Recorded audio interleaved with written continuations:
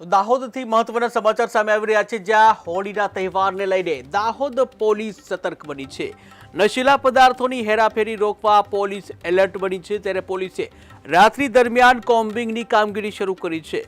ત્યારે ગરબડા હાઈવે ઉપર કડક વાહન ચેકિંગ શરૂ કરવામાં આવ્યું છે, જ્યાં ડ્રંક એન્ડ ડ્રાઈવ, હેલ્મેટ, વાહનના ડોક્યુમેન્ટની ચકાસણી કરવામાં આવી રહી છે। ત્યારે શંકાસ્પદ વાહનોને ઊભા રાખી વાહનનું ચેકિંગ શરૂ કરવામાં આવ્યું છે।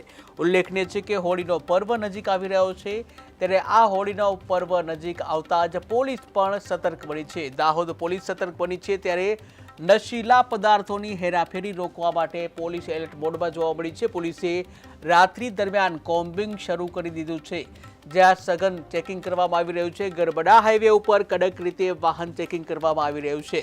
ડ્રંક એન્ડ ડ્રાઈવ, હેલ્મેટ, વાહનના ડોક્યુમેન્ટ સહિતની ચકાસણી કરવામાં આવી રહી છે। ત્યારે શંકાસ્પદ વાહનોને ઊભા રાખી વાહનનું સઘન ચેકિંગ કરવામાં આવી રહ્યું છે।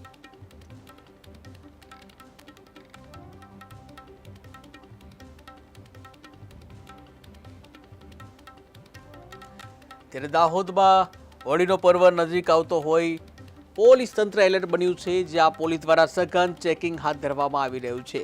ઉલ્લેખનીય છે કે દરેક તહેવાર નિમિત્તે પોલીસ સઘન ચેકિંગ કરતું હોય છે, ત્યારે હવે હોળીનો પર્વ નજીક આવી રહ્યો છે, ત્યારે આ પર્વને લઈને પોલીસ એલર્ટ મોડમાં છે।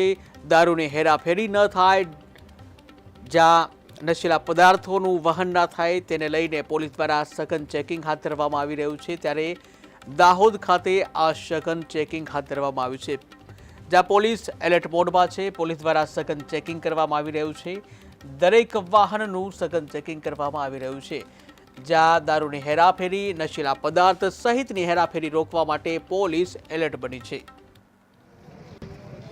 બોલો સર।